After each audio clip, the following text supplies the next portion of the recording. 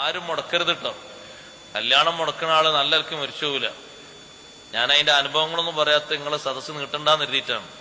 ഒരുപാട് ആൾക്കാർ അനുഭവങ്ങൾ എൻ്റെ അടുത്തുണ്ട്. ഒരൊറ്റ കുട്ടിന്റെയും കല്യാണം മുടക്കരുത്. കല്യാണം നമ്മൾ മുടക്കിയാൽ നമ്മളൊരു പാഠം അല്ലാഹു തആല ഇവിടുന്ന് പഠിപ്പിക്കും. ളുൽമാണ്. ളുൽമ് ചെയ്ത ഒരാള് അതിന്റെ ശിക്ഷ അനുഭവിച്ചിട്ടല്ലാതെ എന്തായി പോവില്ല, മരിച്ചുപോവില്ല. ളുൽമ ഒരാള് ചെയ്തോ, അത് മനുഷ്യനല്ല, ഒരു ജീവിക്കാണെങ്കിലും കാട്ടുജീവിക്കാണെങ്കിലും നാട്ടുജീവിക്കാണെങ്കിലും ഒരു അന്യായം ചെയ്തോ തക്ക ഫലം കിട്ടിയിട്ടേ മരിച്ചുപോകും. ളുൽമ ചെയ്യാൻ പാടില്ല. ളുൽമാണ് ആ സാധനം, കല്യാണം മുടക്കുക എന്നുള്ളത്. അതിനാരും ആണും പെണ്ണും നിൽക്കരുത്.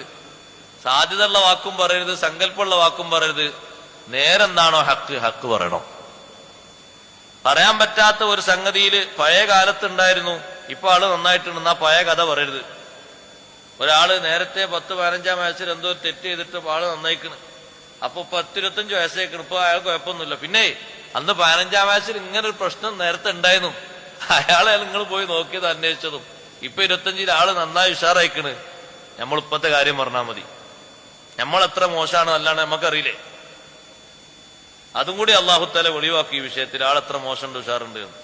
ഒരു ബാപ്പയും ഒരു ഉമ്മയെങ്ങാനും ആ വിഷയത്തിൽ 30, 35, 40 വയസ്സായ കുട്ടികൾ ഇങ്ങനെ മുടക്കി കണ്ണീര് ഉറ്റിപ്പോയോ അതിൻ്റെത് അനുഭവിക്കേണ്ടി വരും. നീ ലാസ്റ്റ് എല്ലാരും വന്ന് രോഗം സന്ദർശിക്കുന്ന നേരത്താണെങ്കിലും നല്ല അനുഭവിക്കേണ്ടി വരും. നാട് ഭരിച്ചിരുന്ന ഒരാളല്ലേ ഹജ്ജാജ് ഇബ്നു യൂസുഫ്. ഒരു കാരണമില്ലാതെയാണ് സഈദ് ഇബ്നു ജുബൈർ റളിയല്ലാഹു അൻഹുവിനെ കൊന്നത്. മരിക്കുന്നതിന് മുമ്പ് രാജാവിനെ സന്ദർശിക്കാൻ വരുന്ന ആൾക്കാരോടൊക്കെ മൂപ്പര് പറഞ്ഞ വാക്കെന്താണെന്നറിയോ?